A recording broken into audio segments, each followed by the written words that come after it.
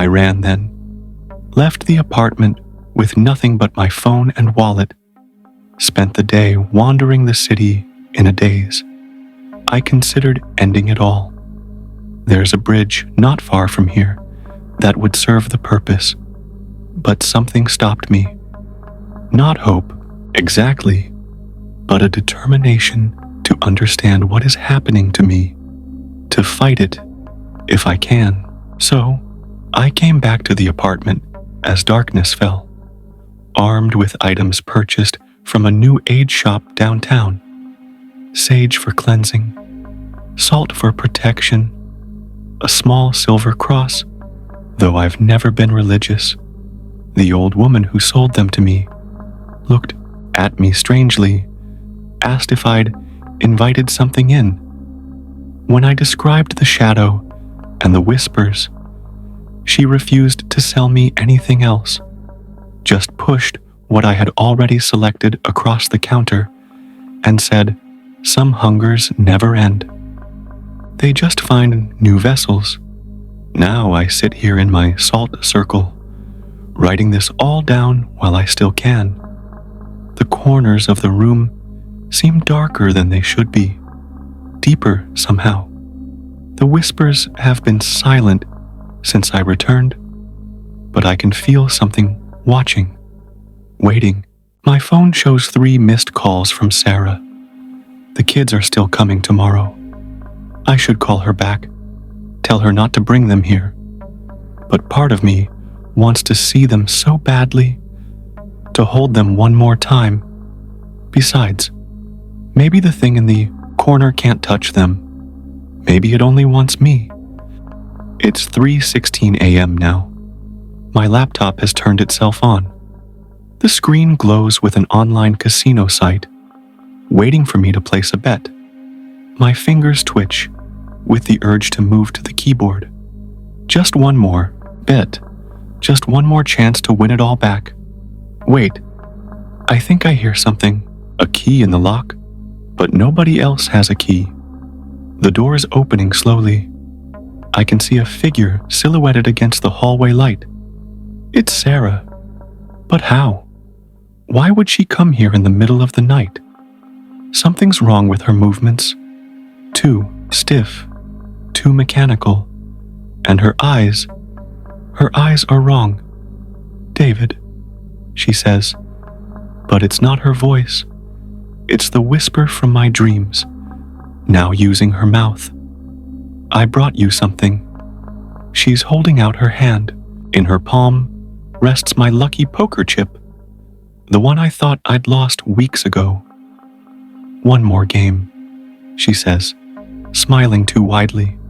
"Winner takes all." The digital clock on my nightstand flicks to 3:17 a.m. The laptop screen changes to a video call. On the other end, I can see my children sleeping in their beds at their aunt's house. Behind each of them stands a shadow, long fingers hovering above their peaceful forms. I understand now. This was never about money. Some games have much higher stakes. My hands reach for the poker chip of their own accord.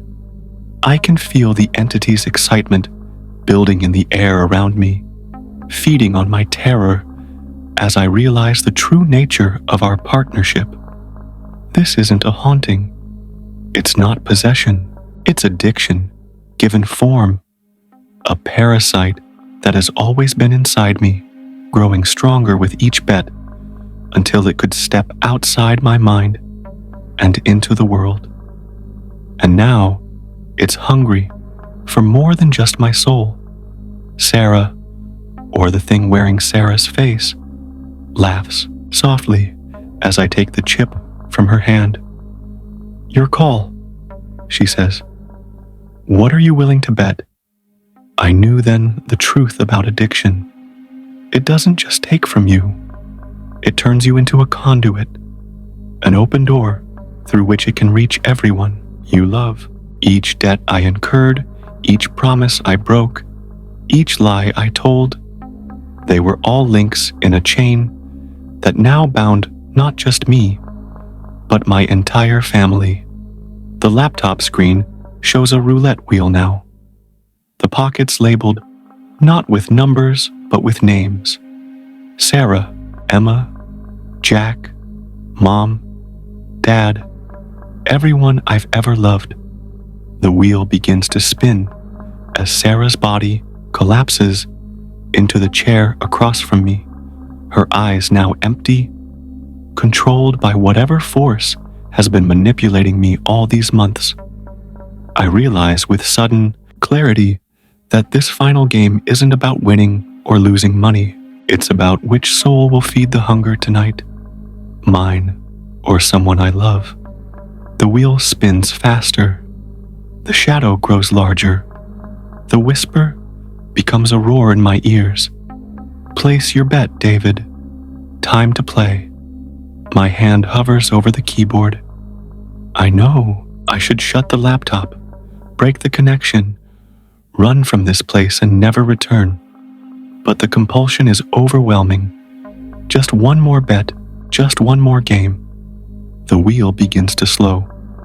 Time seems suspended as I watch the wheel's hypnotic rotation gradually decelerate. Each name passes beneath the silver ball. Sarah, Emma, Jack. Faces of my loved ones flashing in my mind with each possibility. The hunger in the room is palpable, pressing against my skin like a physical force. Whatever entity has attached itself to my addiction waits with predatory patience for its feast. In that suspended moment, a memory surfaces. My father, years ago, pulling me from a casino in Vegas.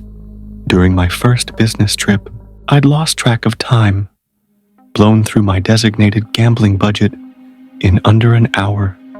The house always wins, son, he'd said, his disappointment evident. That's the one certainty in gambling. I'd been embarrassed, defensive, assured him it was just recreation.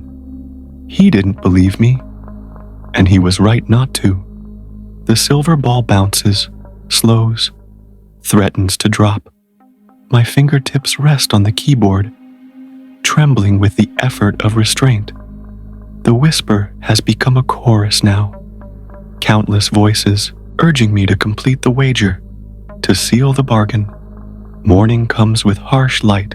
Through the blinds I forgot to close, my head throbs from lack of sleep. But the events of last night remain crystal clear in my memory. Sarah, or what looked like Sarah, is gone. The laptop sits closed on the table, innocent looking in the daylight. I check my phone. 7 missed. Calls from Sarah's real number. Voicemails progressively more concerned than angry. The last one left at 2 a.m. David, I'm worried. The kids keep saying they see shadows in their rooms. I thought they were just having nightmares, but I don't know. Call me back. I try calling immediately, but it goes straight to voicemail. My hands shake as I throw clothes into a duffel bag, not certain what I'm planning to do, but knowing I need to get to my family. As I reach for my wallet, I notice my lucky poker chip on the nightstand, though I distinctly remember Sarah holding it last night. Beside it sits a receipt from the Obsidian Casino, a high-end gambling establishment downtown that I've never visited. The date on the receipt is today's date, the time 5:17 a.m. According to the itemized list, I cashed out $50,000 in chips. My bank account, when I check it, shows no such deposit. But my wallet, which I could have sworn was empty last night, now contains 5 stacks of $100 bills. $50,000 exactly. Money I desperately need but have no memory of winning. I should feel relief. This could be my salvation. Enough to make good on my most pressing debts. Maybe even win Sarah back. Instead, I feel only dread. This isn't a gift. It's bait. Or worse, payment for something I've unwittingly agreed to. On a hunch, I check my laptop's browser history. Between 3:17 a.m. and 5:17 a.m. this morning, my computer visited dozens of gambling sites. Some I recognize, others with URLs in languages I don't even recognize. The final site visited shows a receipt for a wire transfer of $250,000 to an offshore account I've never heard of. 5 times what's in my wallet. The rest of my winnings, perhaps, being held until I complete whatever bargain I've unknowingly struck. I close the laptop and try Sarah again. Still no answer. I grab the cash, hesitate, then take the poker chip too. Whatever connection it has to these events, I don't want to leave it behind. Outside my apartment building, the street looks different somehow. The sky is overcast, but with clouds that seem too perfectly arranged, like a backdrop in a stage play. The few people walking past have a mechanical quality to their movements. A man walking his dog stops directly across from me, stares for a moment, too long, then continues on his way, his gait suddenly more natural, as if he remembered how humans are supposed to walk. My car, which hasn't started in weeks due to a dead battery, roars to life at the first turn of the key. The gas tank, previously empty, now reads full. On the passenger seat lies a glossy black business card with silver lettering, the Obsidian Casino, where fortune favors the bold. Below that, in smaller text, your special membership has been activated, Mr. Mercer. We look forward to your final wager. The drive to Sarah's sister's house takes 40 minutes on a good day. Today, no matter how fast I drive, the GPS continuously recalculates, showing my arrival time as exactly 1 hour away. The roads curve unnaturally. Familiar landmarks appear in the wrong places.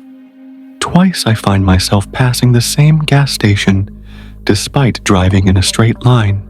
The third time I pass it, I pull over. The attendant looks up from his magazine as I enter, his eyes reflecting the fluorescent lights oddly. "Having trouble finding your way, Mr. Mercer?" he asks. Though I've never been to this station before, have never met this man. "How do you know my name?" I demand. He smiles, revealing teeth that seem too numerous, too perfectly aligned. Everyone knows the player when the stakes get this high. You're quite the celebrity in certain circles now. What circles? What the hell is happening to me? The attendant's smile doesn't waver. You made a bargain, Mr. Mercer. Perhaps not in so many words, but a bargain nonetheless. Every bet is a contract. Every wager has terms. You've been playing a very long game, and now it's reaching its conclusion. I never agreed to any of this, I protest, though even as I say it, I remember every choice that led me here. Every time I said, just one more bet, when I should have walked away. Didn't you? The attendant's face blurs slightly, like a television, with poor reception. For a moment, his features rearrange into something that resembles the shadowy figure from my apartment, then snap back. You humans always say that, right before the end. But deep down, you know the truth. You've been gambling with far more than money from the very beginning. How else could the rush feel so good? There's no thrill without genuine risk. I back toward the door. I need to get to my family. Of course you do. He nods sympathetically. That's the game now, isn't it? Will you reach them in time? Another race against the clock. Another bet. He tosses me a slim black object, a new GPS device. This will show you the real way. The house doesn't cheat, Mr. Mercer. We just stack the odds in our favor. Outside, I almost throw the device away, but desperation wins out. I plug it in. Unlike my phone's GPS, this one shows a clear route, though not to Sarah's sister's house. Instead, it directs me downtown, toward the business district, toward, I realize, with sinking certainty, the location where the Obsidian Casino must be. For a moment, I consider ignoring it, driving to Sarah's based on memory alone. But the gas gauge, which showed full minutes ago, now hovers just above empty. My phone battery, too, has drained completely despite being charged all night. I have just enough fuel to reach the casino. According to the GPS, almost as if the world itself is being reconfigured to funnel me toward my destination. The Obsidian Casino isn't listed in any tourist guide to the city. I've lived here my entire life and never heard of it. Yet as I approach the coordinates on the GPS, I see an imposing black building that seems impossible to have missed before. It's at least 30 stories tall, obsidian glass reflecting the cloudy sky, making the structure seem to shift and waver like a mirage. No street number marks the entrance, just an elegant insignia inlaid in silver, a roulette wheel superimposed over a playing card. The valet who takes my keys has the same too perfect smile as the gas station attendant. Welcome back, Mr. Mercer. They're waiting for you inside. The lobby gleams with black marble and silver accents. Despite the building's size, the space is eerily empty. No guests mill about. No cheerful sounds of slot machines come from the main floor. The only sound is the soft click of my shoes against the polished floor and the gentle burble of a fountain in the center of the room. The water running not, clear but black as ink. What other players? I ask, though I already suspect the answer. Your family, of course. Her smile doesn't reach her eyes. They've been most anxious to see you. This way, please. I want to run. Every instinct screams for me to flee this place. But where would I go? The world outside has made it clear that all roads now lead here, and my family, if they truly are somewhere in this building, I can't abandon them. The elevator ascends silently, floors ticking by on a display that shows not numbers, but symbols I don't recognize. When the doors open, I step into what appears to be a high rollers private gaming room. The space is circular, dominated by a massive roulette table in the center. The walls are lined with mirrors that reflect the room at odd angles, sometimes showing occupants that don't appear to be present in the room itself. And seated around the table, just as the receptionist promised, is my family. Sarah, her face drawn and pale. Emma and Jack, my children, eyes wide with confusion and fear. Sarah's sister, Melissa, my parents, even my college roommate Mark, whom I haven't spoken to in years after borrowing money I never repaid.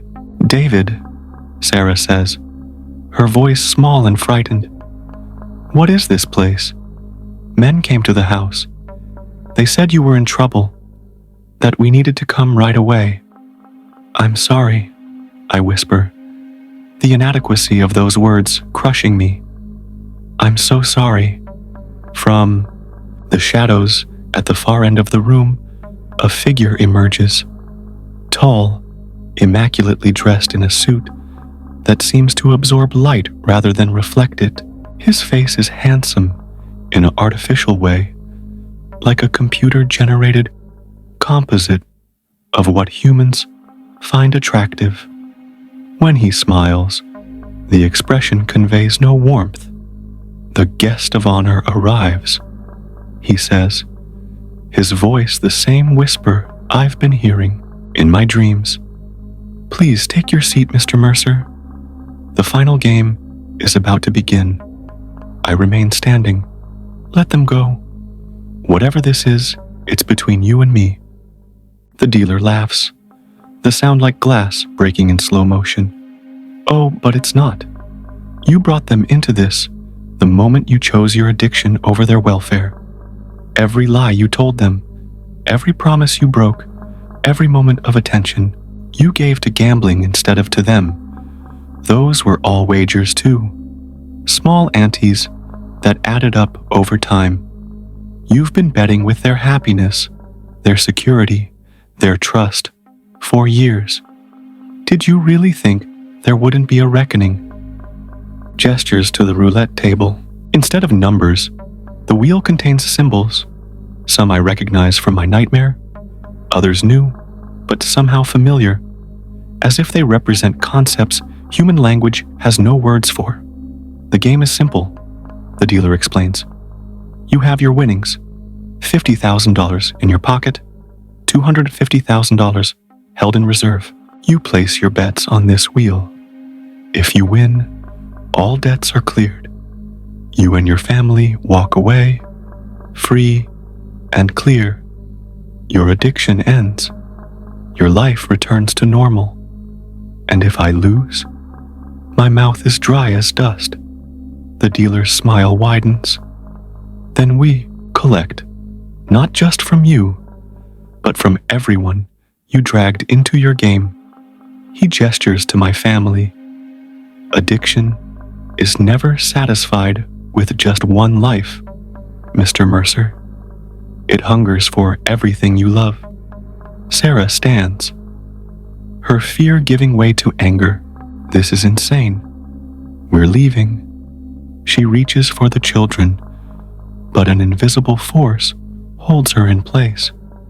"I'm afraid participation is mandatory at this point," the dealer says calmly. "Your husband made sure of that when he accepted our terms.